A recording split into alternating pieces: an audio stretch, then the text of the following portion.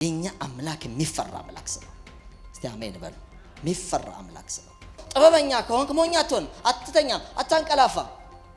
ምን ትላለህ? ዘመኑን ተዋጃለህ።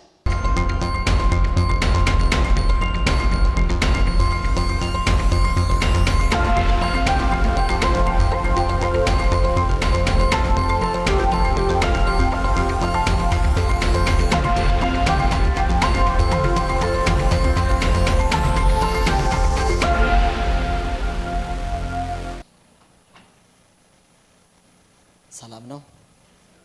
እግዚአብሔር የተመሰገነ ይሁን። ለዚህ ቀን እንደገና እግዚአብሔር አድርሶናል። እንግዲህ ጸሎታችንን ለመጨረስ አንድ ሳምንት ነው የቀረን ለእግዚአብሔር ፍቃድ። በዚህ ሁሉ ደግሞ ያገዘን የረዳን እግዚአብሔር የተመሰገነ ይሁን።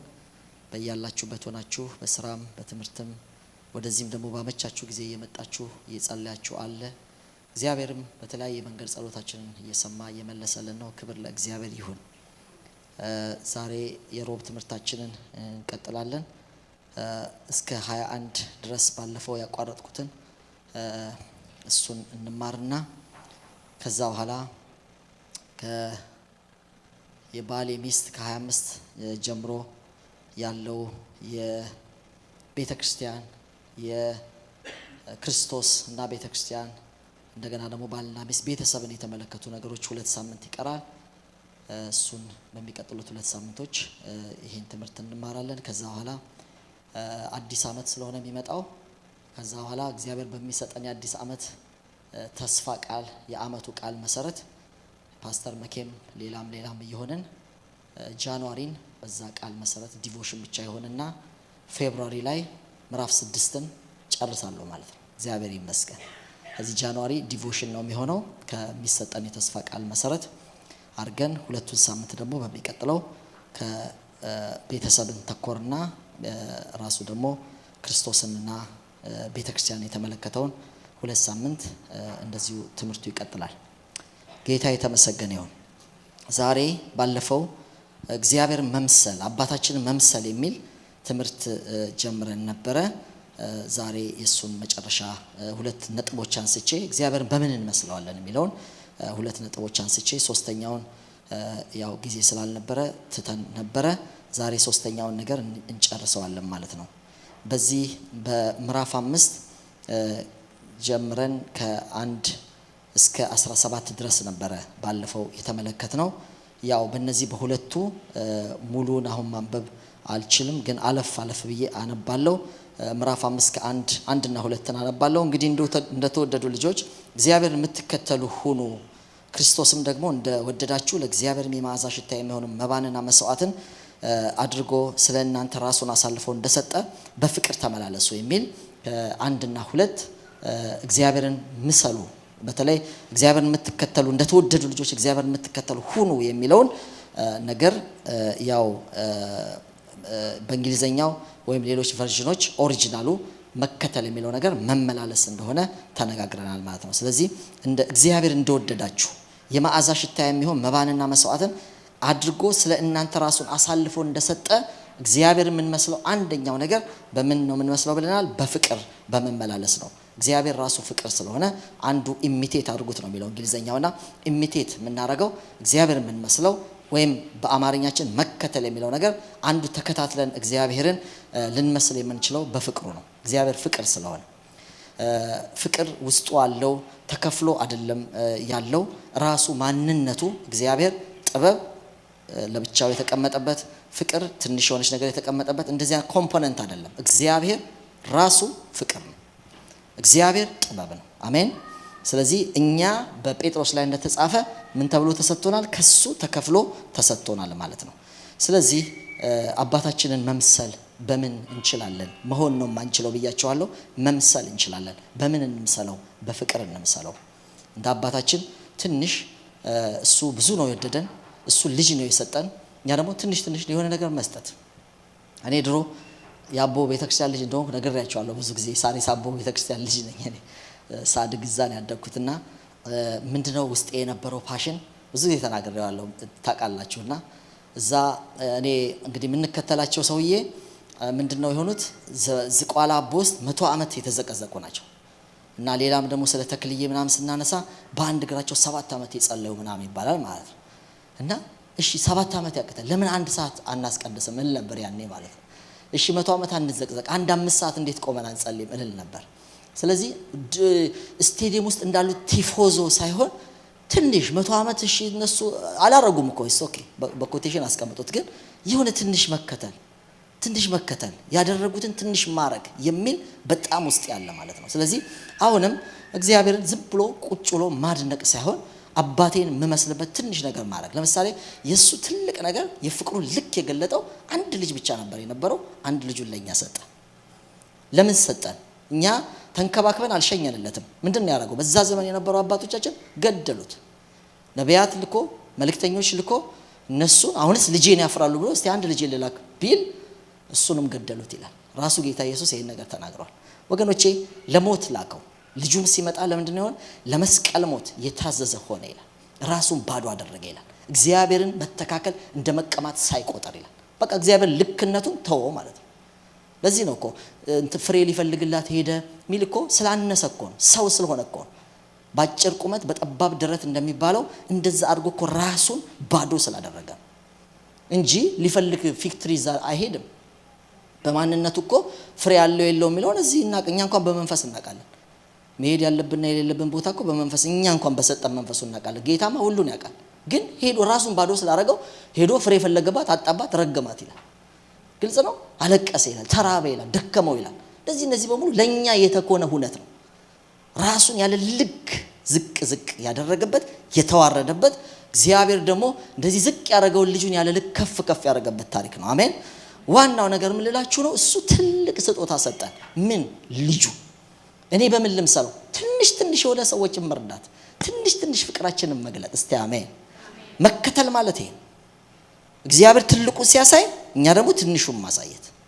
እሱ በጣም ትልቁን ጥበብ ሲያረግ በኋላ ሶስተኛውን ነካበታለሁ፣ ትንሽ በጥበብ መሄድ። እግዚአብሔር ሙሉ መንፈስ ነው። እግዚአብሔር ሙሉ የዋህ ነው። እኛ ትንሽ የዋህ ነው። ትንሽ ተካፍለናል። ምክንያቱም በጴጥሮስ ላይ ሲናገር ከመለኮቱ ባህሪ ተካፋዮች ተደርገናል ይላል። ሃሌሉያ። የምኑ የመለኮት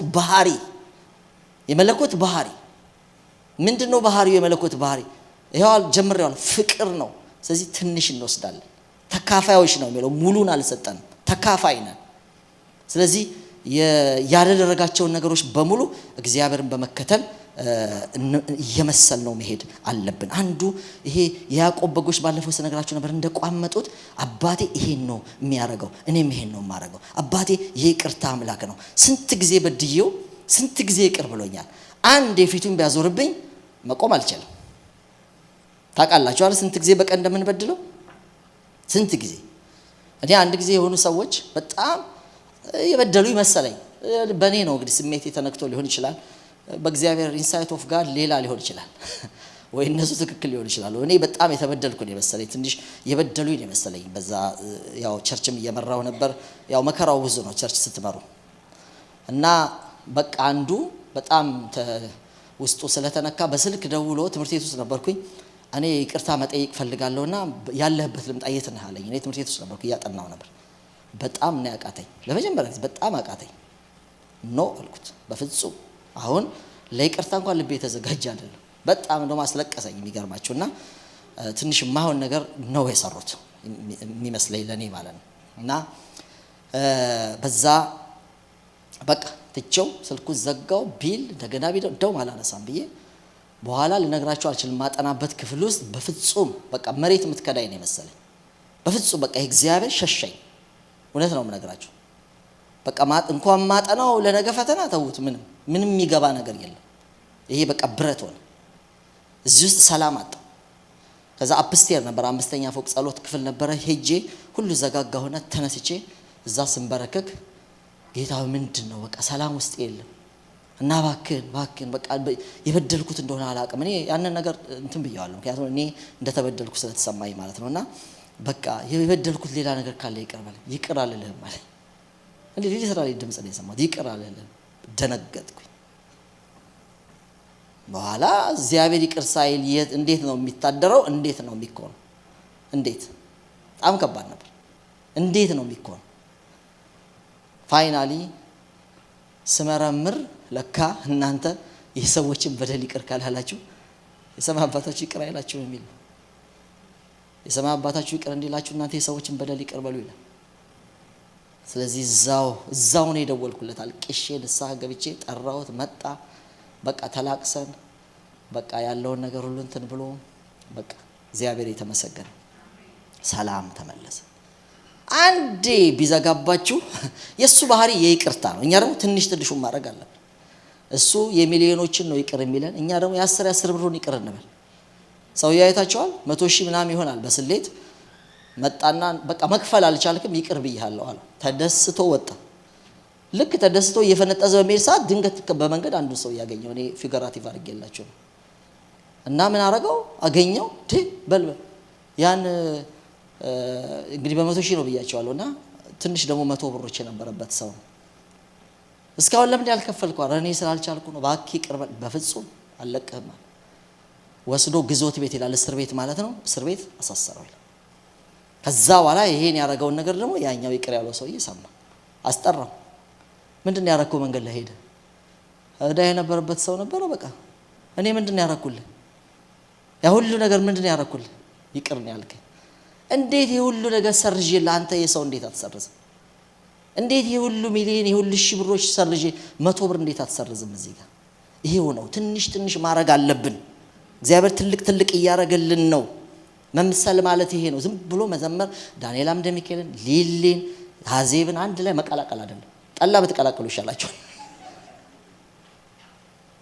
ገብቷችኋል? ህይወትን እግዚአብሔር እንደረዳን ልክ ነው። በቃ ይሄ ያምልኮ ፓርታችን መግባት አለብን፣ መጸለይ አለብን። ግን ይቅር ሳትሉ መጸለይ አስቸጋሪ ነው። ይቅር ሳትሉ ጸሎት ራሱ የለም እኮ። ሳል ይዞ ስርቆት፣ ቂም ይዞ ጸሎት ይላሉ ራሱ የአማርኛው ተረት። ምን መጽሐፍ ቅዱሳዊ ያለው ነው እንኳን። በመጽሐፍ ቅዱሳችን ደግሞ ይቅር ሳንል መጸለይ የለብን። ስለዚህ በምህረት እግዚአብሔር ብዙ ስለሚመረን ትንሽ ትንሽ ምህረት ማድረግ፣ እግዚአብሔር ብዙ ስለወደደ ትንሽ ትንሽ ሰዎች ማፍቀር፣ እግዚአብሔር ብዙ ደግነት ስለሰራን እኛ ትንሽ ትንሽ ደግሞ፣ እግዚአብሔር ብዙ ይቅር ስላለ እኛ ትንሽ ትንሽ ለሰዎች ይቅርታ መስጠት አለብን። አሜን። በቃ ይሄ ባህሪ ሊጋባብን ይገባል።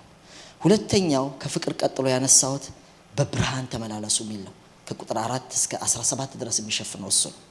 ብርሃን የሚለው ነገር የመብራት ጉዳይ አይደለም ብያቸዋለሁ። ይሄ መብራት መጥፋት ጉዳይ አይደለም። በአንደኛ ዮሐንስ ምዕራፍ 1 ቁጥር 5 እስከ 9 ድረስ ሄጄ አንብቤላችኋለሁ ባለፈው ታስታውሳላችሁ።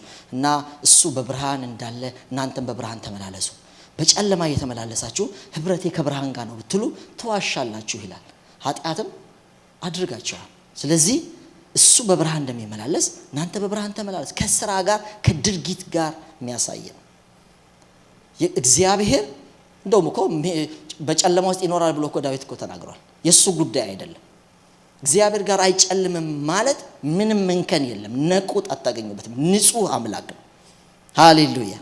እሱ ንጹህ ከሆነ እሱ በጨለማ ምክንያቱም የጨለማን ሥራ አውጥታችሁ ከእናንተ አስወግዱ ይላል። የብርሃን አይደለም ጉዳይ ብያቸዋለሁ። የመብራት ጉዳይ የህይወት ጉዳይ ነው። ምልልሳችንን ንጹህ የማድረግ በእግዚአብሔር ፓተርን የመሄድ በቃሉ የመመላለስ ጉዳይ ነው። ስለዚህ እግዚአብሔር እንከን አልባ ስለሆነ እኔ አሁን ዊዛውት ኢረር መሆን ነው የማስበው፣ ግን አልተሳካልንም። ፐርፌክት የሆነ አምላክ ጋር ነው የተጠጋ ነው፣ ግን እኛ ፐርፌክት አይደለንም። ግን ትንሽ ትንሽ መከተል አለብን። ትንሽ ትንሽ ይሄ ንጹህ ህይወቶችን መለማመድ አለብን። ቅዱስ ህይወትን መለማመድ አለብን። የጠራችሁ ቅዱስ ስለሆነ እናንተም ደግሞ በኖራችሁ ሁሉ ቅዱሳን ሁሉ ይላል። አሁን ብዙ እኮ ነውር እኮ ቤት ውስጥ ነው የተሰማያል። ብዙ እኮ ክፉ ልምምድ እኮ እዚሁ የምንዘምር የምንሰብክ የምንጸልይ ጋር እኮ ነው የተሰማያል። አሁን እኮ ሰዎችን በገንዘብ መዝረፍ፣ ታክቲክ መጠቀም፣ በጸሎት ሽፋን ከቤቱ ውጭ እኮ እንብድና የትም እየተፈጸመ አይደለም። እግዚአብሔር ጅራፍ እንዲያነሳ እኮ ሰሞኑን እየጸለይ ነው። አሜን። እንዲጠረጉ እኮ እየጸለይ ነው። ታስታውሳላችሁ ከሁለት ቀን በፊት የነበረን ርዕስ እንደዛ ነው። አንዳንዱ ርዕሶች የመጡት ከጸሎት ቡድኖች ናቸውና ረሃባቸውን ነው እኮ በዚህ በርዕስ የሰጡ። በቃ ተጠርገው እንዲወጡ ይላሉ። ጭከና እኮ አይደለም። ጌታ ኢየሱስ ክርስቶስ ከቤት ውስጥ ያለውን ቡድና እንደዚህ ነበር የጠረገው ያስወገደው። ወገኖቼ ንጹህ አምላክ ነው ያለን። የተከበረ አምላክ ነው። በዛ ሰዓት እንከን ያለባቸው ለራሳቸው ያልሰው ካህናትና ሊቀ ካህናት እንኳን ፕሬዘንሱ ስር እንኳን በመንፈስ ወደ ዙፋን ስር እየገባው ነው ለማለት ድፍረት እዛ የኢንተርፕሬት የሚያደርገው የዛ ጊዜ እንትን የሆነው ምልክቱ የሆነው የመኖሩ ምልክት የፕሬዘንሱ ምልክት የሆነው ታቦት ጋር እንኳን መግባት አይችሉም ነበር። ዋናው ኪሩብ ሳይሆን በኪሩብ መልክ የተሳለው ታቦቱ ላይ ያለው በሁለት ክንፍ ያለው አንገቱን አቀርቅሮ ወደ መሰዊያው የሚመለከተው ኪሩብ እንኳን ይቀስፋቸው ነበር። ይሄ ስዕሉ ይቀስፋቸው ነበር። ይሄ በኪሩብ መልክ በወርቅ ተለብጦ ታቦቱ ላይ አድርገው ያለው ሙሴ የሰራው የቀረጸው ነገር ይቀስፋቸው ነበር እንኳን ዋናው ኪሩብ። ስለዚህ ምን እንለማመድ? የአባቴን አይነት መሆን አለብን። ፍርሃት መልመድ አለብን። አሜን። ፍርሃት ቤት ውስጥ አሁን እኮ ድፍረት በዛ። ድፍረት እኮ በዛ። ታውቃላችሁ ይሄን ድፍረት በዛ። ሰዎች ገንዘብ ወደዱ። ሰዎች ለገንዘብ ተሸጡ። አሁን እኮ እግዚአብሔርን የምንፈልግበት ንጹህ ህይወት በጣም እየጠፋ ነው የመጣው። ምንድነው ዋና የሚባሉት? በቃ ሃይማኖታዊ ነገሮችን 1 2 3 4 የምናረጋቸው ነገሮች አሉ። የተለመደ ነው። ይዘመራል፣ መባ ይሰበሰብ አለ። በቃ 4 5 ማንንም ሰው የገባ ሰው ከሁለተኛ ፕሮግራም በኋላ ሸምድዶታል። የተሸመደደ ነው እኮ ያለን። ሌላውን ትክክል ሌላውን እንደሚኖር እየገባቸው አይደለም። ሰዎች እየገባቸው አይደለም። እዚህ ሲመጣ ወደ እግዚአብሔር ሲቀርብ ጌታን ሲቀበል ከግብጽ መውጣት እንዳለባቸው ሰዎች ማወቅ አለባቸው። በጉ ከተበላ በኋላ በጉ መትረፍ እንደሌለበት ከዘጸአት 12 መነበብ አለበት። በጉን እንዳለ ብሉት፣ አታስተርፉ፣ ልብሳችሁን አርጋችሁ ብሉት፣ ታጥቃችሁ ብሉት፣ ጫማችሁን አርጋችሁ ብሉት፣ እንደበላችሁ ውጡ የሚለው ግብጽ አትቀመጡ፣ ዓለም ውስጥ አትቀመጡ የሚል። አሁን ምንድነው ነው? ዓለም እኮ መሄዳው ምን ሰው ያስፈልገው? ዓለም ራሱ ቸርች ውስጥ ገብቷል። ልንገራችሁ ቤቱ የቅድስና ቤት ነው። ስቲል ነው የሚሰራው። አሁን ምን እየመጡ ነው ሰዎች ልክ እንዲህ እንዳያነገስተሉ ስቲል ብሉይ ኪዳን ላይ ናቸው ይላል። yes እንደዚህ ከሆነ yes ስቲል እንደዚህ በዚህ ጉዳይ ከሆነ እግዚአብሔር ዘንድሮም ያው ነው። ዘንድሮም ያው በፍርሃት የምንጓዘው ነው እንጂ አሁን ምን እንደፋፈረው አሁን ምን ለምደው አይደለም። ኧረ አይለመድም። እንኳን እኛ ተራትነኝ ሰዎች መላእክቱ በመንፈስ በእሳት የተፈጠሩ የሚባሉት እንኳን እኮ 6 ክንፍ አላቸው ይላል። ምን ይላል? 2ቱን ክንፋቸውን ፊቱን ይሸፍኑ ነበር ይላል። አያዩትም። ግርምት እኮ ነው የፈጠረው። ግርግም ላይ እዚህ መጥተው ሲያዩት እኮ ግርምት ነው የፈጠረው። እዛ እኮ ፊቱን ማየት አይችሉም። የድሮ መስሎት እኮ ዮሐንስ በቃ ደረቱ ስር ተጠግቶ የነበር ያ የወደው በቃ እንዲህ ተሻሽ የነበረ ሰው ድንገት እኮ ራእይ ምዕራፍ 1 ላይ ሲያየው ፊቱ እንደነበልባል ነበር። ያ የለመደው ኩስስ ያለ ድምጽ በቃ ከረሃብ ከጥማት የመጣ የነበረው አሁን ግን እንደ ብዙ ውሃዎች ድምጽ ነበር ይላል። ወደ እግሩ በችንካር እንደፈለገው ያረጉትን እግር ሲመለከት እንደ ጋለ ናስ ነበር ይላል። የጋለን ቢላ ሊሰሩበት ያለ ብረት ማን ይጨብጣል? እግሩ እንደዛ ነበር። ወገኖቼ ጌታ ማን ነው አለፈራ። እንደሞተ ሰው ሆነ። ራሱ ነው እጁን ሰዶ ከሞት እንኳን ያስነሳው። በቃ እንደሞተ ሰው እንኩኝ ይላል። ቀስቅሶ ያነሳው። አይዞ ተነስ ያለው ማን አለው? ያ ሞቼ የነበርኩት እኔ ኢየሱስ ነኝ አለ። ኢየሱስ ስቲል በክብር ነው። ስለዚህ ወገኖቼ ሙሉን ችለናል? አልቻልንም። እኔም አልቻል እናንተም አልቻል። ግን እንከተለው፣ እንታገል። አንተው ስቲል እግዚአብሔር ያ አምላክ ስለሆነ ያ የሚፈራ አምላክ ስለሆነ ዛሬም ወደ መቅደሱ ስንመጣ በጣም በድሮ ጊዜ የመቅደሱ 3 ክፍሎች በተለይ በትምህርት ቤት ያለፋችሁ ሰዎች በስኩል በዚህ በቴዎሎጂ ውስጥ ታውቃላችሁና ያጠናችሁም እንዲሁም በዲሲፕሊንም እንዲም ስለምናጠና 3 የመቅደስ ክፍሎች አሉ። ቅድስተ ቅዱሳን፣ ቅድስትና አደባባይ የሚባል። መታጠቢያው የት ነው ያለው? አደባባይ ጋር ነው ያለው። መታጠቢያ ሰንለዋለን። ሳህኑ ነው። ምንድነው የሚያደርጉት? ሰዎች ወደ ቅድስትም ከመግባታቸው በፊት ታጥበው ነው የሚገቡት። ዛውንስ ዘው ብሎ አምልኮ የለም። እንደመጣን ትንሽ ሜዲቴት ማድረግ አለበት። እንደመጣን ማይካን ጨብጥም። አሁን ተለማው ከከረምቡላ ቤት ቀጥታ እየመጣው ነው እያለው እንደዚህ አድርገውኛል። እኔ ራሴ ኮንፈረንስ እየመጣው የት ነበር ብያንዳሉት ከረምቡላ ቤት ነበር። እየጸለየ እንኳን አይደለም። ተለማመዱት። እኛን ደግሞ የሚፈራ አምላክ ቅዱስ የሆነ አሜን በቻልነው አባታችን እንከተላለን። የኛ አምላክ የሚፈራ አምላክ ስለሆነ እስቲ አሜን በሉ። የሚፈራ አምላክ ስለሆነ ስለዚህ እሱ በብርሃን እንደሚኖር እናንተም በብርሃን ተመላለሱ የሚለው ይሄ ነው። የህይወት ጥራት ነው። ቅድስና ነው። እግዚአብሔርን በህይወት መምሰል ነው። በኑሮ መምሰል ነው። በቃ እስክንችል ድረስ እንከተል። ደግሞ ጸጋል እንዴ ጸጋው እኮ አሁን እኮ ድፍረት ሆኗል። ይድፍረት ምን ልትከሰኝ ይችላል? እኔ በጸጋ ሄዳንኩ ነኝ ይላል። ተመዝግብ ያለው ሊፋ አንዱ ስክር ብሎ መጥቶ እኮ በቃ ጣዋት አነጋግራለሁ አልኩት። አነጋገርኩት እዚህ አይደለም በርግጥ እና የሆነ የልብስ ማስጫሽቦ ነበር። እሱን ይዘን ለሶስት አወራን። እንዴት ነው የቻልክበት? እንዴት ነው ጭራሽ ደግሞ ቸርች ውስጥ ነበር የምናኖረውና እንዴት ቻልክበት አረቄ እየጠጣህ እዚህ ቸርች ውስጥ መተኛት አልኩት። እንዴት ቻልክበት ስለው በእውነት ለመናገር እግዚአብሔር ላጲስ የለውም። አንዴ ስሜ ስለተመዘገበ አረቄ ጠጣ ምን ጠጣ አትሰረዝም ማለት ይመስላችኋል? ውሻዎች፣ አስማተኞች፣ ውሸተኞች ይገባሉ ይላል። ኖ ራእይ እኮ እሑድ የተማርነው እኮ ይሄ እኮ ነው። እግዚአብሔር እኮ በማንነቱ ውስጥ ቅዱስ ነው፣ እንከተለው። ምን ለወጥበት የትም ፈጭታ አምጣው አይደለም ያለ ጸጋ አለው። ቲቶ 2:9-11 ሲናገር እግዚአብሔር የሰጠን ጸጋ ኃጢአተኝነትንና ዓለማዊ ምኞትን የምንክድበት ነው። የተባረከውን ተስፋችን ክርስቶስን የምንጠባበቅበት ነው። የተሰጠ ጸጋ ይሄ ጸጋው ዓለማዊ ምኞትን የምንክድበት ነው። ምን እንደፋፈርበት አይደለም። በጸጋ እንጠጋዋለን። በጸጋ ህይወታችን እንዲመስል እናማጥናለን፣ እንጸልያለን። ያስቸገረን ነገር እንዲራገፍ እናደርጋለን። እሱ እንደተወደዱ ልጆች ነው የሚለው። ዱርዬ ልጆችም አይደለም ያለው፣ የተወደዱ ልጆች አሉ። የተወደዱ ልጅ የተወደደ ልጅ አለው። የተወደዱ ባናቅን የተወደደ ልጅ አለው። የተወደደው ልጁ አንድ ምሳሌ አለን፣ ኢየሱስ ይባላል። እግዚአብሔር የረካበት የምወደው ብሎ የመሰከረለት እሱን እንድንመስል ይፈልጋል። እኔም ምሰሉ ብሏል። እስቲ አሜን። እና አማጥነው ተከትለውታል። እኔ ክርስቶስ እንደምመስል እኔ ምሰሉ ብሏል። በብርሃን የተመላለሰ እነ ጳውሎስን እንኳን ከመጽሐፍ ቅዱስ መጥቀስ እንችላለን ወገኖቼ።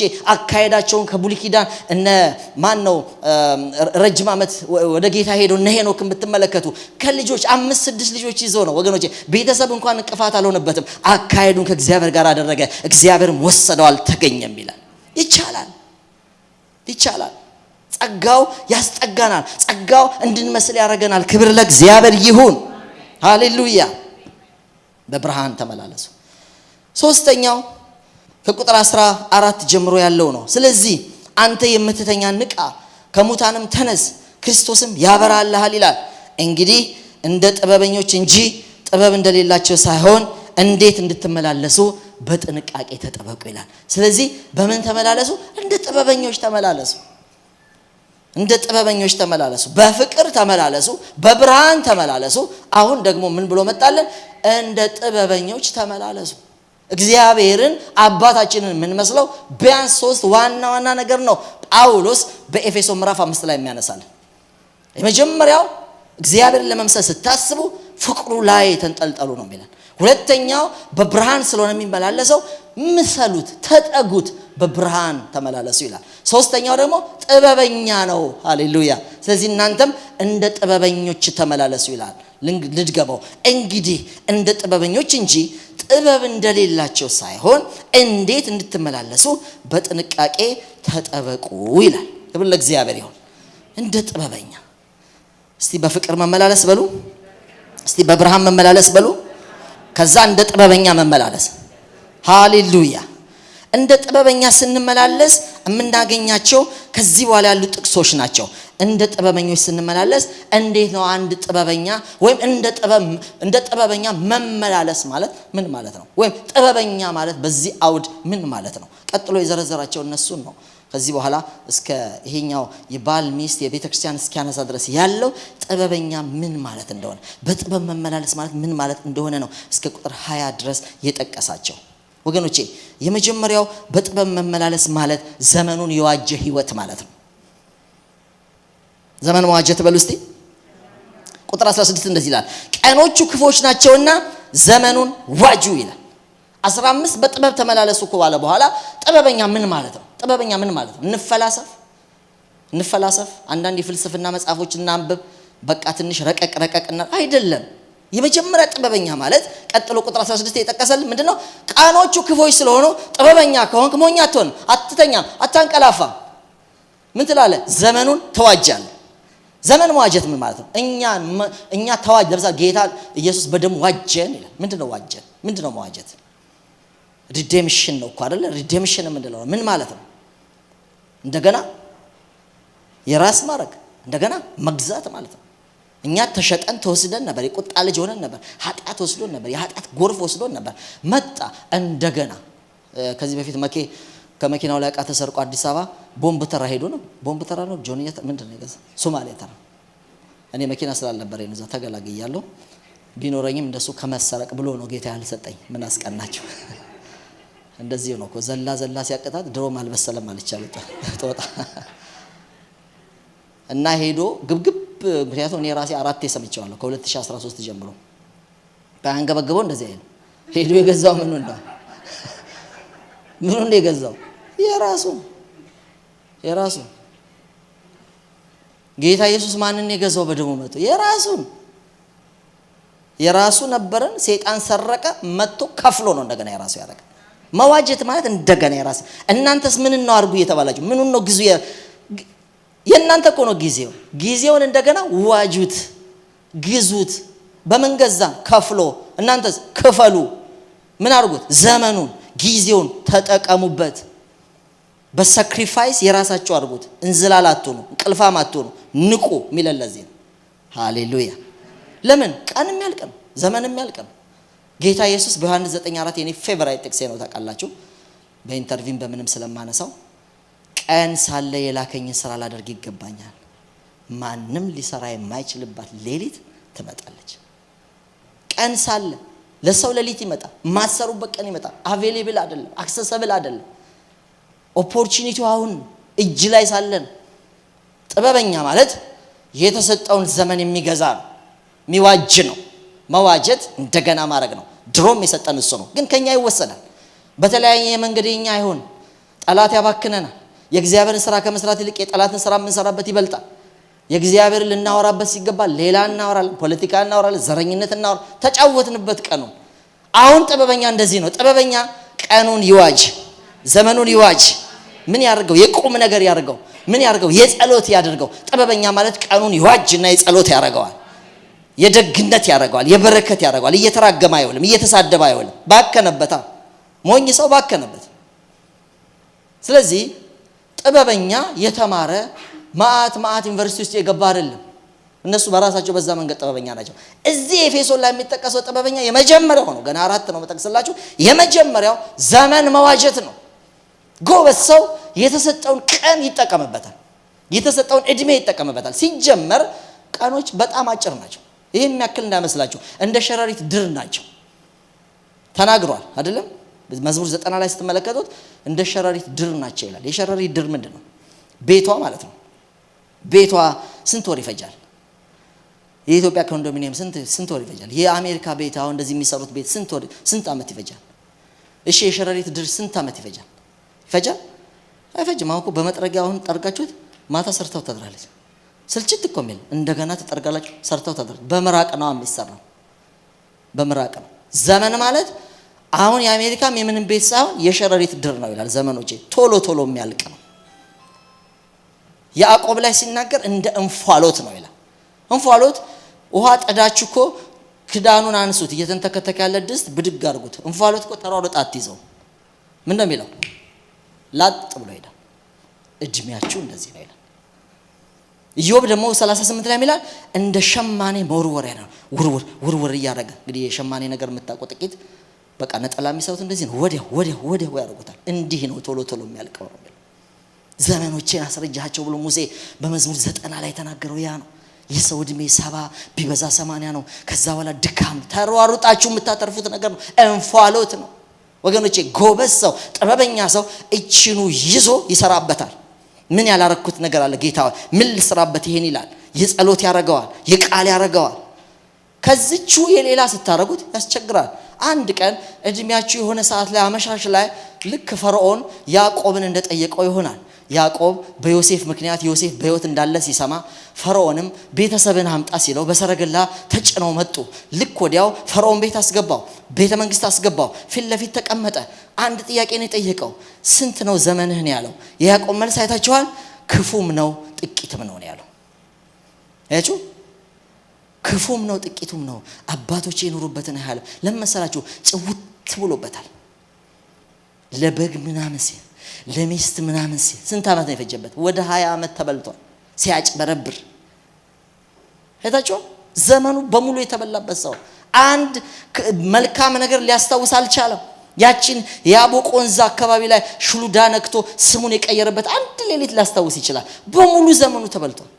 አንዴ ልጆቹ ሲነሱበት፣ አንዴ ያልተባለበት ምድር ሲኖር፣ አንዴ በ100 በጎች ከኤሞር ከሴኬም የምትባል ምድር ላይ ገዝቶ ሲኖር፣ አንዴ ሌሎች ተሰብስበው ሲመጡበት፣ አንዴ ጣዖት ሲያመልክ፣ አንዴ ሚስቶቹ ጣዖት ከአባታቸው ሰርቀው ጭውት የተደረገ በበጎ ማስታወስ አልቻለም። ጥቂትም ነው ክፉም ነው ያለው። ለዚህ አንድ ቀን እንደዚህ ከሚቆጨን ዛሬ ጥበበኛ ያድርገን። እግዚአብሔር ማለት ጥበበኛ አባታችን ነው። ሃሌሉያ። ከሱ ከፍቅር ከብርሃን ቀጥሎ የምንኮርጅለት ተከትለን የምንመስለው አንዱ ነገር ምን እንደሆነ እንገራችሁ፣ ጥበብ። እስቲ አሜን። እግዚአብሔር እስከዛሬ ይሰራል፣ አባቴ እስከዛሬ ይሰራል፣ እኔም ደግሞ እስካሁን እሰራለሁ አለ ጌታ ኢየሱስ። ሃሌሉያ።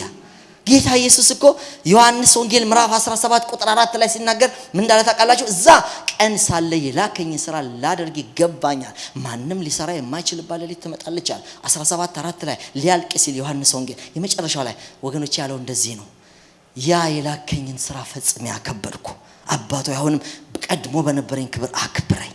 ምን ያ የላከኝን ስራ ፈጽሜ አከበርኩ። ሩጫ ጨርሱበት።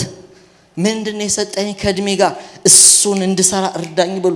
ተሯሯጡ፣ ተጠቀሙበት፣ ጊዜውን ዋጁ። ያለ አይምሰላችሁ በጣም የተስፋ ነው። አትስፋፉ። ጥበበኛ ሰው ጊዜውን ይዋጃል። ጥበበኛ ሰው ጊዜውን ይሰራበታል። እንዴ ለየትኛው እየሰማችሁ አይደለም እንዴ? እኮ በቃ ብዙ ተስፋ እያቀዱ እኮ የሉም ማታ የሉም ሰዎች። እኛ እዚሁ ቀብራቸው ላይ እኮ የቆየን ሰዎች ገብቷቸው አንኖርም። እኛ እጅ ላይ አይደለም። አትማሩም ከነ ማይክል ጃክሰን አትማሩም። ብዙ 150 እያቀዱ 50 ሳይሞላቸው ካለፉ ሰዎች አትማሩም። መጽሐፍ ካንሳስ ላይ በጣም የተባረከ ፓስተር መጽሐፉን በጣም ምናቀ እዚህ ምናነበው ይውላችሁ መጽሐፉን እንኳን አልጨረሰም። ሚስቱ ነው የጨረሰችው። መጨረሻ ገጽ ላይ ጽፋለች። የሚገርም በጥንቃቄ የተጻፈ መጽሐፍ። ኧረ ተው ጨርስ ተውም የሆነ አይታወቅም እያልኩት ነው የሞተው አለች። ተመልከቱ። የነ ዶክተር ጥበቡን ምንን ተመልከቱ። እነ ኢንጂነር ብርሃን ወንጌል ተመልከቱ። በሙሉ ታሪካቸው እኔ ባዮግራፊ መጽሐፍ ስለምወድ ተመልከቱ። በሙሉ ስታዩዋቸው በቃ ሌላ ነው የጨረሰላቸው። ገብቷቸው ዘመናችሁን ተጠቀሙ። አባታችሁ ጥበበኛ ነው፣ እየሰራ ነው እዚህ ያደረሰን። ስለዚህ ስሩበት፣ ጸልዩበት፣ ዋጁት፣ ተናጠቁት። በሆሊውድ ፊልም 2 አይታችሁ ቀናችሁ ልጨርሱ ትችላላችሁ። ይቻላል። ቁጭ ብሎ ተከታታይ ህንድ ምንም በቃ የሆነ ክፍል ውስጥ የሆነ በካርቶን የጨረሱትን እኛን ጊዜያችን ብልት ምን ልበላቸው? እነዚህ ህንዳውያንን ምን ልበላቸው? ተጫወቱብን። ሆሊውድ የማይመለከታችሁን ቲክቶክ በቃ ስክሮል ዳውን ቀጥታ እስቲ ሰዓታችሁ 3 ሰዓት ከተቀመጣችሁ አንዳንድ ማያ አለ ሶሻል ሚዲያ ላይ ስንት ሰዓት እንደቆያችሁ የሚነግራችሁ። ተጫወቱብን። በዲፕሬሽን ትውልዳችን አለቀ። ሊሰሩበት ስንት የተባረከ ማይንድ ያላቸው በጣም እኮ ዶክተር ማይልስ እንደሚለው አሳዛኝ ነገር ቀብር ሄዳችሁ ነው የምታዩት። በቃ እንዴ በቃ ከስንት ዓመት ማለት ስንት ዓመት እንደኖረ እዩት። በቃ ሄዳችሁ የተጨረሱ ሰዎች ያለቀላቸው ሰዎች አሳዛኝ ያልወጣ ነዳጅ አይደለም ይላል። እዛ ነው ቀብር ቦታ ነው የሚያንገበግብ። ስንት ነገር ማድረግ የሚችል ማይንድ ዝም ብሎ በዋል ፈሰስ ይቀር። የምን ጊዜ መሰላችሁ? በቃ ጥቂት ካልዋጃችሁ 10 ሳንቲም ካልተያዘ 1 ብር አይያዝም። አንድ ብር ካልያዛችሁ 10 ብር አይያዝም። 10 ብሮች 10 ናቸው 100 ማለት። እዚህ ጋር ትንሽ ጋር ያልተጠነቀቅ ነገር ትልቅ ላይ አንጠነቀቅም። መጀመሪያ የቀን አድኑ። የቀን ስታድኑ የወር ታድናላችሁ። የወር ስታድኑ 2025 በጥሩ አልቋል በእርግጠኝነት። የመጀመሪያውም ቀን በፊልም ያለቀበት ምናምን ያለቀበት በእርግጠኝነት 2025 አሁን ዲሴምበር ላይ በጸጸት ነው ያለነው። ይሄን ብዬ ነበር እንደዚህ ያረጋለሁ ብዬ ነበር ምንም አላረኩበትም ነው ማለት። ይሄ ከኛ ውጪ የሚመጣ ነገር አይደለም ነገራችሁ። በእኛ በስንፍና ማረግ እየቻለ ዘመን መዋጀት እየቻለ ይዘነው አንቀ ነው። ጊዜ እኮ እግር የለውም ክንፍ ብቻ ነው ያለው። ይበራል ቀጥ አድርገህ ነው የምትሰራበት እንጂ እኮ ለማንም በቃ መብረር ነው መሄድ ነው። አሁን እኮ ካውንት ዳውን ነው የምታረጉት እንጂ ወይ ጌታ ይመስገን ያን ሻማ የምናከብርበት እድሜ አይደለም። ወይኔ ስንት ቀረኝ ነው እስቲ በሉ። ይቅርታ ተውት። ወይኔ ስንት ቀረኝ ምን ልበት። ስሩበት፣ አድርጉ። ትንሽም ቢሆንሽ ነገር ሞክሩ። ብሎንም ስሩ። ብሎን ላይ ያለውን ላስቲክ ስሩ። ወደ ስራ አረኩት፣ ወደ መንፈስ ላርገው። የሆነ ነገር አድርጉበት።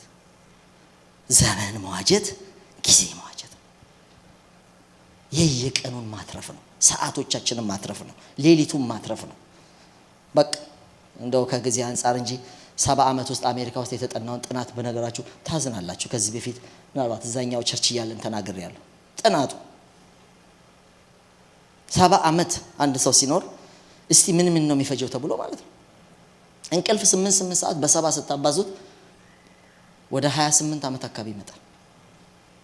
ስራ 8 ሰዓት ስትወስዱ ተመሳሳይ ይሆናል። ቴሌቪዥን የምታዩበታል፣ የረፍታል፣ የምግባል፣ የልብሳል። አንዳንዶቻችን ልብስ ራሱ አንድ ሰዓት ነው የሚፈጅብን። አሁን እህቶች ብቻ ለኛ ራሱ ገብተንበት ቶሎ ልብስብስ አድርጎ የሚወጣበት አይደለም። እሱን ሰዓት በ70 ስታባዙት፣ ቴሌቪዥን ማየት በ70 ስታባዙት፣ ቲክቶክ እንደውም ያኔ ስላልነበረ ሰውየው አልጨመረም። ቲክቶክማ ቢገባ የለም።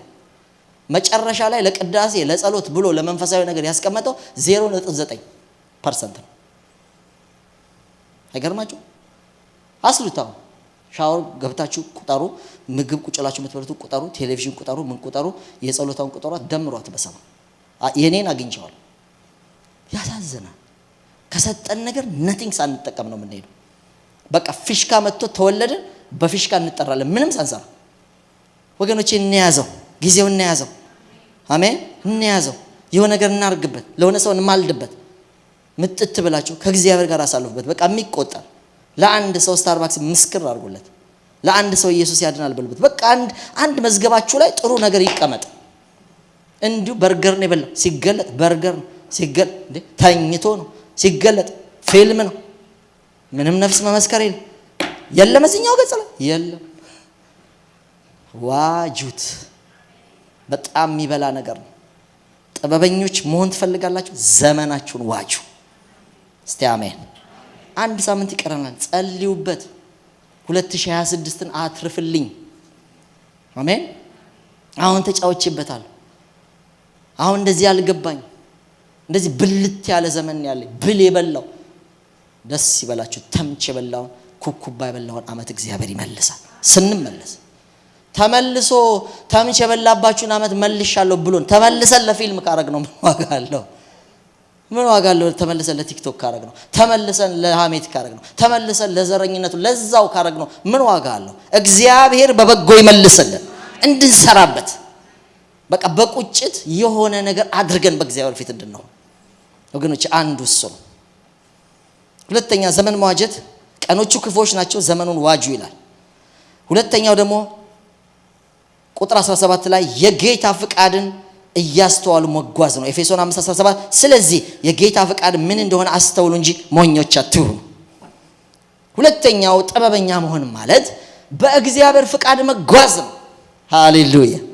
ብድግ ብሎ ስቴት መቀየር፣ ብድግ ብሎ እዚህኛው ቤት መግባት፣ ብድግ ብሎ እዚህኛው ጋር ስራ መግባት። ኧረ ይጸልያል። እንደው በጣም አበዛ አትበሉኝ እንጂ እኛ በቃ አንዳንዴ እንደዛም ይበዛል። ጌታው የትኛው ልብስ ይገዛል? አሁን ይሄ ጫማ ይገዛል? ሁሉ ያለበት ጊዜ አለ። አስፈቀደን እንዶቱ እንትን አረጋችሁት እየተባለ ማለት ነው። እሱ ይሻላል። እሱ የቅንነት ዘመን ይሻላል። አሁን እኮ ዝም ብሎ በቃ ብድግ ብሎ ፖርትላንድ መሄድ እኮ ሰዎች በቃ ቀላል ብድግ ብሎ የሆነ ቦታ ይሄዳል። ብድግ ብሎ ቴክሳስ ይገባል። ከዛ ከባድ ቅርብ ጊዜ ከአውሮፓ የመጣ አንድ መጋቢ ወዳጃችን ነው። አንድ ኮንፈረንስ ላይ ያለ መስክሮናል። እዚህ በእንትኑ ላይ አሳይቶናል፣ ታስታውሳላችሁና ልጁ 5 ዓመት ልጅ ከፎቅ ላይ ወድቃ ከኮንፈረንስ አቋርጦ ሄዶ እንዴት አድርጎ በቃ ልብ የሚሰብር ነገር እንደተከሰተ እዚህ ፎቶውን እያሳየን ነበር። ከዛ ደግሞ በፕሮግረስ እንዴት እየተሻላት እንደመጣች በተመሳሳይ በየአመቱ ነው። በተመሳሳይ ከ3ኛ ፎቅ ነው። በተመሳሳይ ሴት ልጅ ናቸው። በተመሳሳይ 5ኛ አመት የሆኑትን ነው ከፎቅ እየወደቁ ሞተው ያቺ ልጅ ብቻ ነች የተረፈችው። ለምንድን ነው? እሱም ጸሎት ላይ ስለሆነ ሌሎቹ ቀብረዋል። ያልተጸለየበት ከተማ አትሄዱ። ምንም ሀይ ያልተባለበት አጋንንት እንደፈለገ የሚሸራሸርበት ቦታ ሄዳችሁ ምንድነው ገንዘብ ይዛችሁ ምን አብዳችሁ ትመለሳላችሁ? እግዚአብሔር መስማት በሉ እስቲ። በፍቃዱ መጓዝ፣ በእግዚአብሔር ፍቃድ መጓዝ። በጣም እግዚአብሔር የሚፈራ ልጅ እዚህ ወዳጅ አለኝ እዚህ የሚያገለግልና አንድ ጊዜ ኒውዮርክ ላይ ትልቅ ኦፈር ሰጡት። በጣም ስለምንቀራረብ እዚህም ጥሩ ስራ ነው የሚሰራው፣ ግን የተሻለ ብዙ ጥፍ ነው እዛ ደግሞ የሰጡት። የአውሮፕላን ትኬት ቆርጠው ምን ቆርጠው በል ቶሎናና ምናምን አሉት። በኋላ እንትኑ ያጓጓል አለ። ግን እኔ ስለምንድነው በእግዚአብሔር ፍርሃት ያደገ ልጅ ነው፣ ቤተሰቡም ክርስቲያን ነው እና እንጸልይ በቃ አንተም ጸልይልኝ እኔም ስራ አስፈቅጄ 3 ቀን ጾማለሁ አለ። ጾመ። አንደኛ ቀን ምንም ድምጽ አልነበረም፣ ሁለተኛ ቀን ድምጽ አልነበረም፣ ሶስተኛ ቀን እና እንጂ ፈርም ብሎ ፎርሙ ራሱ ሞልቶ አይቼዋለሁ። ፋይናሊ ወገኖቼ ሁሉ ነገር አልቆ ነበር። ጌታ ለሊት ተናገረው። ከሄደ መልካም የሚመስል እንደ ሎጥ እንደዚህ ነው ያየው። እንደ ሎጥ መልካም የሚመስል ነገር ውስጥ ገብቶ በኋላ ግን ያቺ የምትቃጠል ከተማ ብዙ ነገሩ የሚያጣበት ከተማ ሆና ተገኘች። በህልም እግዚአብሔር አሳየው። ቀጥታ ነው የሰረዘው። ይሄው እስከ ዛሬ ሲሄድ ምንድነው አገልግሎት ተሰርዞ ነው፣ ብዙ ነገር ትቶ ነው። አንድ ብቻ በሬ ሆይ በሉ እስቲ በሬ ሆይ ሳሩን እንጂ ገደሉን መቻየ የሚል አባባል አለ። አይጆ ሳሩን ያል በሬው በሳር ለካ ሳሩ ገደል ላይ ነው እና ዘው ብሎ ገደሉ ውስጥ ገባ፣ ሳሩንም ሳይበላ። ዝም ብሎ ሳር ብቻ አይታይም። ልንገራችሁ የእግዚአብሔር ፍቃድ የሚባል ነገር አለ። እስቲ የጌታ ፍቃድ በቃ ጸልይ ጸልይ ጸልይ። ጥበበኛ ማለት በእግዚአብሔር ፍቃድ የሚጓዝ ነው። በራሳችሁ ማስተዋል አትደገፉ። በጣም ጥበበኛ አትሁኑ። ጥበበኛ እግዚአብሔር ነው። አዋቂ እግዚአብሔር ነው። እግዚአብሔር ይምከረን። በራሳችሁ ዕውቀት አትደገፉ። በቃ ስትት ያለኛ በግነን እስቲ በግነን በሉ። በግረኛ ያስፈልገዋል።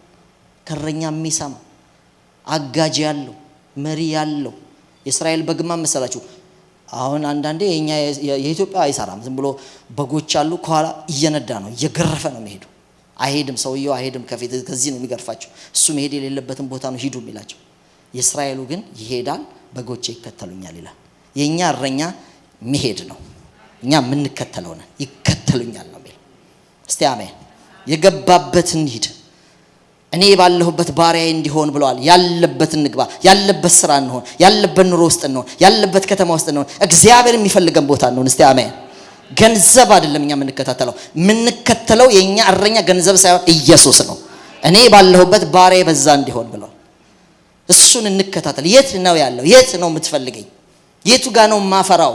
ይስሐቅን እኮ እዚሁ ተቀመጣል። እዚሁ ደረቅ ምድር ነው፣ ዝናብ የለም። 100 እጥፍ በዛ ቀን በዛ አመት አመረተ ይላል። ክብር ለእግዚአብሔር ይሁን። በረከት ከጌታ ጋር መሆን ነው። እግዚአብሔር ያለ ማድረግ ነው። ትልቅ ደሞዝ ትልቅ እንትን አይደለም፣ ከእግዚአብሔር ጋር መሆን ነው። ብዙ ክፍል ቤት አይደለም በረከት። በቃ ያለ አንድ መኝታ ቤት ነው የምትተኙት እኮ 36 መኝታ ቤት ያለው ወዳጅ አለኝ። አሁን የሚተኛው ግን አንድ መኝታ ቤት ነው። 36 ውስጥ በሌሊት ቢገባ እንቅልፍ ያጣ በመድኃኒት ነው በቃ የሚኖረው። የሱ ጉዳይ አይደለም። ህይወታችንን በምሪት ይሙላው። በምሬት አይሙላው፣ በምሪት እግዚአብሔርን በመከተል ሃሌሉያ።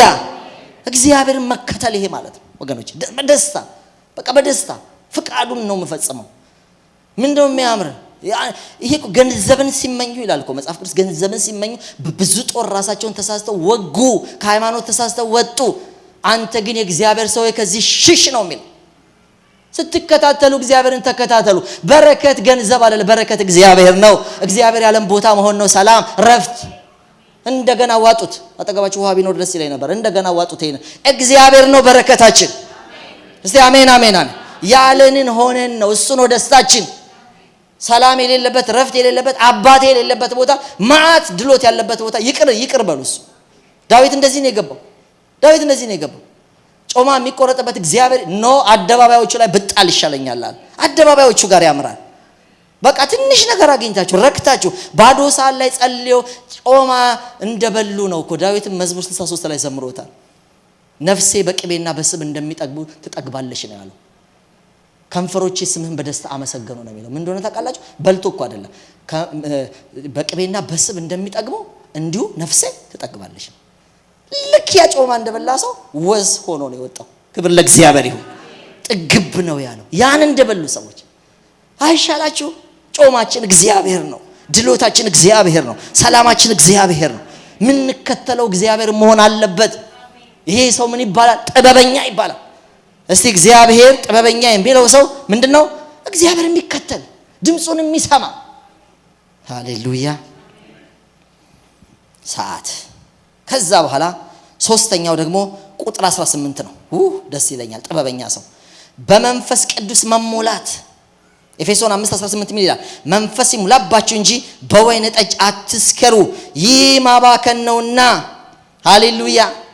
ጥበበኛ ሰው ቀጥሎ የሚያደርገው ምንድነው? በመንፈስ ቅዱስ ነው የሚሞላ። ሞኝ ሰው ይሰክራል። ሞኝ ሰው ቀን እንዲያልፍለት ነው። ምንም የሚሰክረው እኮ ድህነቱን ይረሳ ዘንድ ወይን ጠጅ አጠጣው ነው የሚለው አለ። ይኸውላችሁ ሰው አንድ ጊዜ ባልተገባ ሁኔታ ውስጥ ጫት ተራ ስላገኘሁት ሰው ከዚህ በፊት መስክሬላችኋል። በኋላ እግዚአብሔር አድሶት ምን ብሎት በጣም አይነ ስውር ሁሉ በመፈወስ እግዚአብሔር በእጁ የተጠቀመበት ሰው ነው። ለምን እዚህ ውስጥ ገባህ ብዬ በኋላ ግን ስናገር ተስፋ ቆረጥኳል። ብዙ ነገር እግዚአብሔር የሚመልስልኝ አልመሰላለኝ።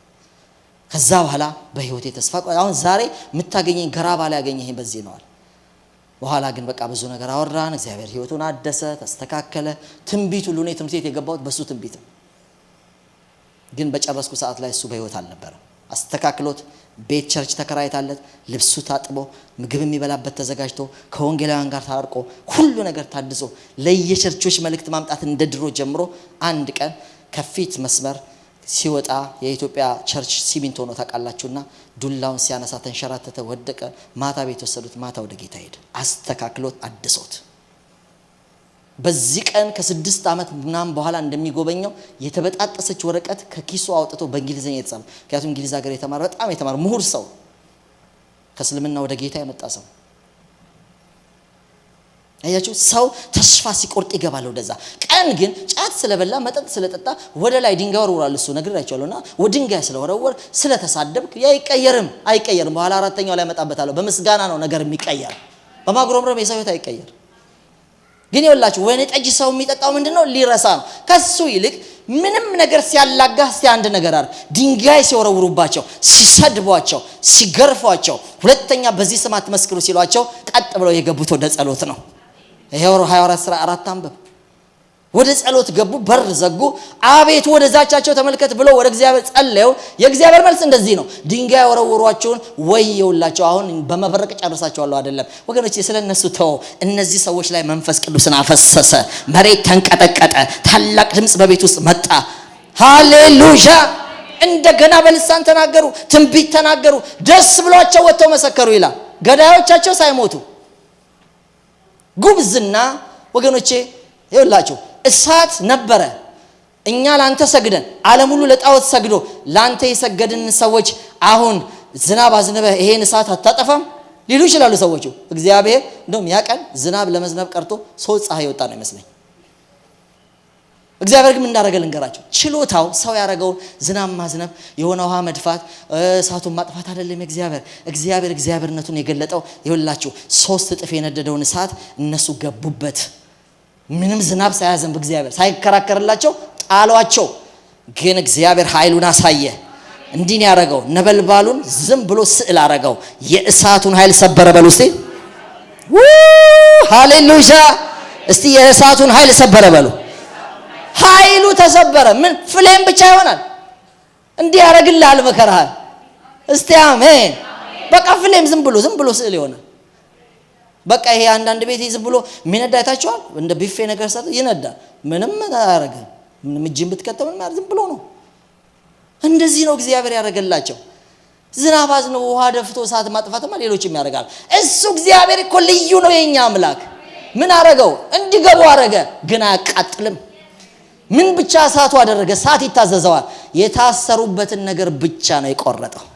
ታስረው ነው የገቡት ግን ይመላለሳሉ። አብሯቸው ማን ይመላለሳል? አንድ የእግዚአብሔር ልጅ የሚመስል ሰው ይመላለሳል። 4 ሆኑ። 3 ነበር የገቡት 4። እንዲህ ነው ማለት በቃ 3 ሆነ 4 ከእግዚአብሔር ጋር ወክ ማድረግ መከራ ማጥፋት አለ። መከራ ውስጥ በቃ እያለፍክ መሄድ፣ ውሃ ውስጥ ማለፍ። በውሃ ባለፍ ጊዜ እኔ ካንተ ጋር ነኝ አያሰጥምህም ነው። ውሃው ይጠፋል አይደለም። በእሳት ውስጥ ባለፍ ጊዜ አያቃጥልህም ነው። እሳቱ ይኖራል። እሳት ውስጥ እንሄዳለን። የአሜሪካን መከራ በሙሉ አያጠፋውም። ግን መከራ ውስጥ እንኖራለን፣ እናፈራለን፣ እንጸልያለን፣ አዳር እናድራለን፣ ገና እንጨምራለን። ይቀንሳል አንቀንስም። ገና ሌላ አርብ ካለ እንጨምራለን። ከ2 ሰዓት ወደ 1 አለ ገና ወደ 3 እናደርገዋለን። ወደ 3 ነው። ሰሞኑን ሰምታችኋል። 24 ሰዓት እንደገና የስልክ ሲከፈት ገና ምኞታለን እኛ 24 ሰዓት የሚጸለይበት ቤት መግዛት እንፈልጋለን። እዚህ አካባቢ ሰው ሁሉ እየመጣ የሚጸልይበት የድሮ ራይ ነው መኪ ውስጥ የነበረ። እግዚአብሔር ይረዳናል። እዛ ላንካስተር ምን ከምንሄድበት ካምፕ የራሳችን ካምፕ እንዲኖረን ይሄ ነው የሚጨምር ነው። ይቀንሳሉ ስላንቀንስም ጨምራለን፣ ጾም እንጨምራለን፣ ጸሎት እንጨምራለን፣ ሌሊት እንጨምራለን፣ ጊዜ እንጨምራለን፣ ንባብ እንጨምራለን፣ ቤት ህብረት እንጨምራለን። እንደዚህ ነው የሚሆነው። በቃ የሚጨምር ነው። ክብር ለእግዚአብሔር ይሁን። አያችሁ ለምንድን ነው ስትሉኝ እግዚአብሔር መንፈሱን ያፈሰሰባቸው። መንፈሱን እነዛን አልቀጣቸው። በእነሱ ከላይ ሆኖ እንዲራመዱ፣ የሰዳቢ ስድብ እንዳይሰሙ፣ የገራፊ ነገር እጅ እንዳያዩ፣ ከነሱ በላይ በልዩ ብቃት፣ በልዩ ትህትና፣ በልዩ ኃይል እንዲጓዙ፣ ሳይፈሯቸው እንዲሰብኩ። አሁን ተገርፈው አሁን እዚህ ተሰብካላችሁ ተብለው ወዲያው የተገኙት የት ነው? ገበያ ውስጥ ነው። አሁን በዚህ ስም አትናገሩ ብለን አልገረፍናችሁም? ማንን እንስማ? እናንተን ወይስ እግዚአብሔር? ቁረጡ አሉ ራሳቸው። እኛ አንዴ ስበኩ ብሎናል። እስቲ አሜን አሜን። ቀበሌ አንሳውን ስበኩ ብሎናል። በቃ ስፒከር ልትቀሙ ይችላላችሁ። ምን ልትቀሙ? እኛ ስበኩ ብሎናል። ብለ እግዚአብሔር ይሁን። እስቲ አሜን አሜን። እኛ ሲልቨር ስፕሪንግ ቅርብ ጊዜ እኔ አልወጣውም ነበር በሆነ ጉዳይ። በኋላ ደውለው ነገሩኝ፣ ተጠንቀቅ፣ ከዚህ በኋላ ስፒከር እንትን ብለዋል፣ መዝግበውን ሄዱታሉ። ዝም ብሎ የሚያስፈራሩ አሉ። እዚህ እኮ አሁን በዚህ ሰዓት እንደው በባይደን ያስፈራሩ፣ አሁን ያስፈራራሉ። እንደው ራሱ ሁኔታው እኮ አያመችም። አስፈራርተው አስፈርመውናል ብሎ እንዲሁ እዚሁ አብሮን የምንወጣው ወንድሞች ነገሩኝ። እኛ ምንም አላቋረጥም። ምንም ቅጣቱ 500 ብር ነው እንከፍላለን ብለን ጀመርን። ግን ምንም አልተቀጣንም። ወደፊትም አንቀጣም። ብንቀጣም ለኢየሱስ ክብር ነው። በቃ አንተው እንደ ኢየሱስ ስበኩ አለ። እኛ ቀበሌ እንስማ እንዴ? ካውንቲ እንስማ እንዴ? አንሰማ። እኛ ማቴዎስ 28 ፍቃድ አለን። አንዴ ተጠየቅና እኛ ፍቃዳችሁ ማቴዎስ 28 ከ18 እስከ 20 እስቲ አሜን አሜን። ፍቃድ ድሮ ነው የተሰጠን። አሳዳራ የሚታደሰው 2000 ዓመቱ ነው።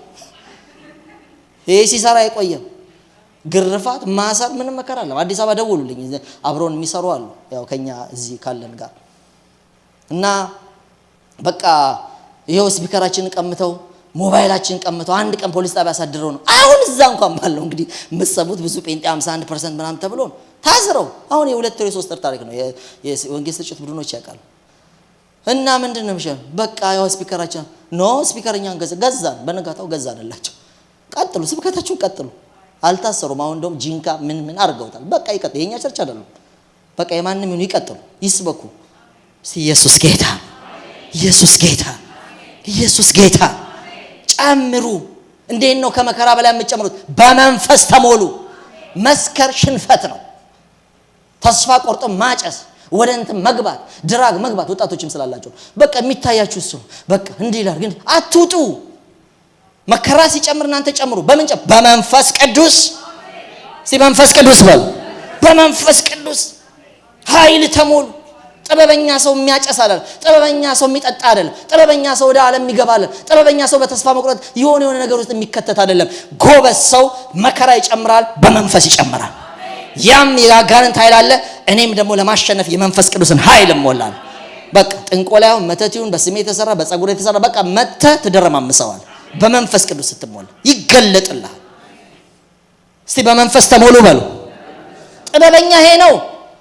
ጥበበኛ ጎበዝ ወጣት በመንፈስ ቅዱስ ይሞላል። ጌታው እዛ እየጨመረ ያለ ነገር ሳለ እኔንም ላይ ጨምርብኝ፣ በቃ ጨምርብኝ። እንደዚህ እኮ ነው ጌታ ኢየሱስ ሁሉ ጊዜ እዛ የሆነ ኃጢአት በጣም የሚያስቸግር ነገር ዓለም ላይ ሲሆን ምን አለ? ገላትያ ምዕራፍ 2 ላይ ጸጋ ይጨምር ነበራል። ኃጢአት እዛ ሲጨምር ልጆቼ የሚቋቋሙበት ብሎ ደግሞ እግዚአብሔር ጸጋ ይጨምራል። አሁን ልንገራችሁ፣ በመጨረሻ ዘመን ክፉ ነገር በጣም እየባሰ ነው የሚሄደው። እኛ ምን እንሆን? በመንፈስ ይባስብን።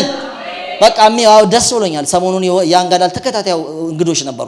በቃ የሚጸለይላችሁ መንፈስ ቅዱስ የምትሞሉ ብሎ ጋሽ ጌቱ በቃ ግር ብለው ደስ አለኝ።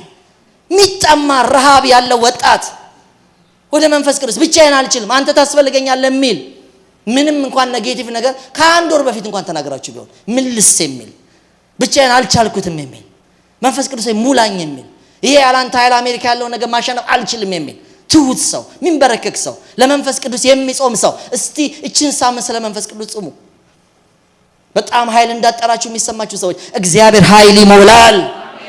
ማሸነፍ የምችልበት ጉልበት ስጠኝ። እኔ አልቻልኩበትም። ሚገራኝ ሚያስተካክለኝ ወደ አንተ የሚያስጠጋኝ ጸሎት የሚያስለምደኝ ንባብ ውስጥ የሚከተኝ ህብረት እንደወድ የሚያረጋኝ መንፈስህን ላክልኝ። መንፈስ ቅዱስ ሲመጣ ህብረት እንድትወዱ ያረጋል። መንፈስ ቅዱስ ሲመጣ ሌሊት እንድትቀሰቅሳቸዋል። እንደ ሰው ነው የሚቀሰቅሰው፣ እንደ ሰው። አንዳንዶቻችሁ ልማድ እንዳላችሁ አውቃለሁ። ቅስቅስ ያረጋል። እኔ ብዙ ጊዜ እነመኬ የሚያውቃሉ። እኔ ሰዓት ሞልቼ አላውቅም እለዋለሁ፣ ያቺን ሰዓት ይቀሰቅሰኛል። ታማኝ ጌታ በዘመኔ ሁሉ አይቼዋለሁ። ትንሽ ነገር ብዙ ልምምድ ያላቸው ሰዎች አውቃለሁ፣ ይቀሰቅሳቸዋል። አለ እኮ አጋንንት አይደለም እኮ 100% እግዚአብሔር የሚባል አለ አብሮን። እንመነው፣ እንድጠጋው፣ እናሽትተው፣ ጠረኑ ስር፣ ጉያው ስር፣ ሙቀቱ ስር እንሆን። እግዚአብሔር ይንካን። ተጠጉ፣ ኃይል ተቀበሉ። ያሸነፋችሁን ታሸንፋላችሁ። ማንንም የረታ ነው። እኛ የተሰጠን ታላቁ ስም በሰማይ በምድር ከምድር በታች ያለ ምንም ጉልበት የሚንበረከክለት። እስቲ አሜን። ያልተሸነፈ ጉልበት ምንም የለም። ታዲያ ለምን ማረከኝ? ለምን ጭሱ ውስጥ ከተተኝ? አንተ ስላልተጠጋ ነው። ኃይሉን ተቀብለህ ውጣበት። አይጠሩህም፣ አይነኩህም፣ ፊትህንም አያዩም። የመንፈስ ቅዱስ ኃይል ይንካ። እግዚአብሔር በመንፈሱ ይሙላባችሁ። እጆቻችሁን ዘርጉ። እግዚአብሔር በመንፈሱ ይሙላባችሁ። ጥማትን ይክተትባችሁ። ነገር ሲጨምር፣ ክፉ ነገር ሲጨምር፣ ስድብ ሲጨምር፣ ጉለት ሲጨምር፣ በስራ ሰልፍ ሲመጣ፣ በቤት ሰልፍ ሲመጣ፣ በትዳር ሰልፍ ሲመጣ፣ በልጆች ሰልፍ ሲመጣ፣ በትምህርት ቤት ሰልፍ ሲመጣ፣ በተለያየ ነገር ሰልፍ ሲነሳባችሁ እናንተ ጨምራችሁ እንድትገኙ በመንፈሱ ተሞሉ። እንደ ጥበበኞች ሁኑ። የመጨረሻውን ላንሳና ልጨርስ። በመንፈስ ቅዱስ ተሞሉ። አራተኛው አመስጋኝ ሁኑ። እንዲህ ነው የሚለው ኤፌሶን ምዕራፍ 5 ቁጥር 19። አንዳንድ ቁጥር ነው የሄድኩት። በመዝሙርና በዝማሬ በመንፈሳዊ ቅኔ እርስ በርሳችሁ ተነጋገሩ፣ ለጌታ በልባችሁ ተቀኙና ዘምሩ። መቼ እንዘምር? መቼ እናመስግን? ቁጥር 20 ሁል ጊዜ ስለ ሁሉ። እስቲ አሜን በሉ። እስቲ ሁል ጊዜ በሉ። ስለምኑ? ሁሉ ውስጥ መሙላት አለ፣ መጉደል አለ፣ የሄደ ነገር አለ፣ የመጣ ነገር አለ፣ የጎደለ ነገር አለ። ሁሉ እኮ ሁሉ ነው። መረጥ እያረጋችሁ አንዳንድ ነገር ሲሳካ በደንብ አመስግኑ አይደለም የሚለው። የኛ ዝማሬ ትታወቃለች። መቼ እንደምንጨፍር እኮ እንደምናብድ እኮ ተዛዝበናል። ራሴንም አውቀዋለሁ። አሁን እዚህ የሆነ ነገር ሲደርሰን እኮ ነው በቃ ከፍተኛ እናቴ ታማብኛለች፣ እግዚአብሔርን አመስግኑ፣ በአንድ ነገር ደስ ብሎኛል፣ ኢየሱስን ተቀብላለች። አልሰማችሁም? ሰሞኑን አልሰማችሁ? በቃ ማን በህመም ነው የሚያመሰግነው? ተጠቅላላ ተዘበራርቆብን የለም ወግዲ። ስለ ሁሉ በመንፈስ ተሞሉ ብሎ ስለቀደረ ይኸውልሽ፣ በመንፈስ የተሞላ ሰው ስለ ጉለቱ ቀጥሎ ያለቅሳል።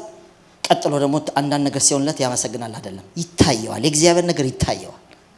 በሁሉ ምን ያላል? እስቲ ምን ይላል? ያመሰግናል። ማጉረምረም ብዙ ሰዎች ቅድምም ነግሬያቸዋለሁ። ድንጋይ መወርወር፣ ከእግዚአብሔር ጋር መጣላት፣ አልዘምርልን፣ አልሄድልን ወዲያው። ምክንያቱም ቤት ለምደናል። እኔ ራሴ እናቴን በጣም አስቸግራት ነበር። በቃ አልሄድም ትምህርት ቤት ምናምን ትላቸው። የልጅነት ጸባይ አለ።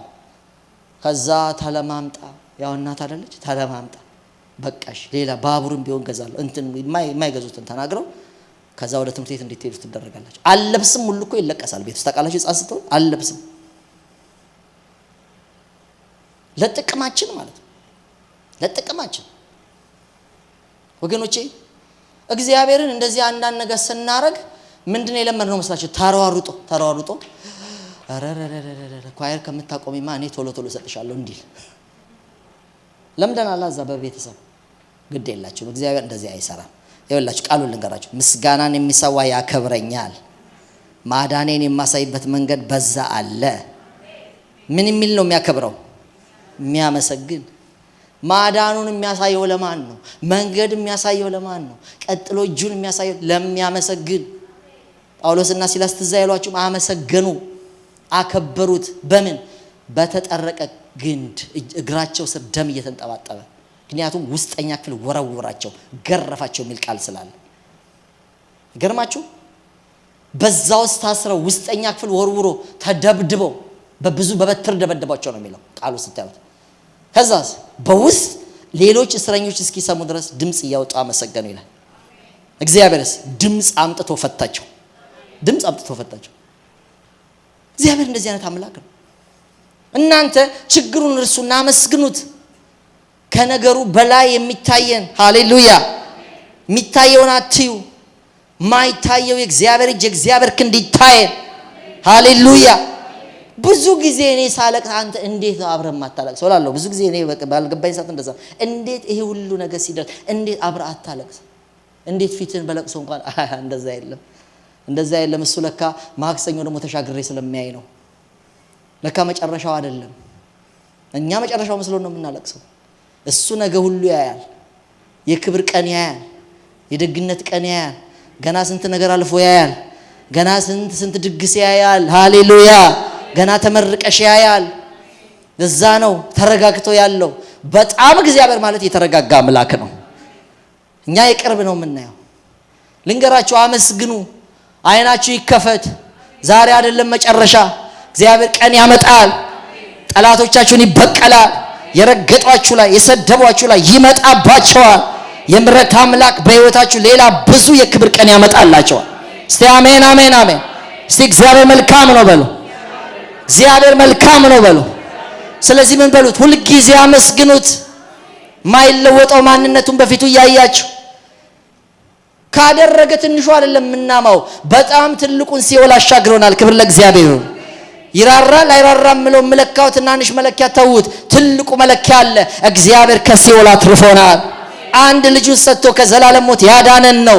ስለ ትንንሹማ በጣም ሚራራ አምላክ ነው። ክብር ለእግዚአብሔር ይሁን። ስለ ሽሮ ስለ በርበሬ አናኮርፈው። እግዚአብሔር ዘላለማዊ ሥራ በሕይወታችን ሰርቷል። አመስጋኝ ሁኑ። ጥበበኛ ሰው በመንፈስ የተሞላ ነው። ጥበበኛ ሰው የእግዚአብሔርን ፍቃድ የሚከተል ነው። ጥበበኛ ሰው አመስጋኝ ነው። አመስግኑ። እግዚአብሔር ይመስገን። እስቲ አሜን አሜን አሜን አሜን አሜን። እስቲ ዘመኑን ዋጃለሁ በሉ። የጌታን ፍቃድ እከተላለሁ በሉ። በመንፈስ ቅዱስ ሞላለሁ በሉ። አመስጋኝ ሆናለሁ በሉ። አራቱም በደንብ ያዙ። 20 ላይ ከ21 በኋላ ያሉ ስለ ቤተሰብ ስለ ቤተ ክርስቲያን ከፓስተር ዴቭ ጋራ ኔክስት 2 ሳምንት ከሱ ጋር እንማራለን። ከዛ በኋላ ደግሞ እንዳልኳችሁ ጃንዋሪ ላይ ከሚለቀቅልን ቃል የተነሳ 1 ወር ደግሞ በዛ በዲቮሽን እንቀጥላለን። ምዕራፍ 6ም በልዩ ሁኔታ ፌብሩዋሪ ላይ እንቀጥላለን። 1 ምዕራፍ ነው የቀረች። ክብር ለእግዚአብሔር ይሁን።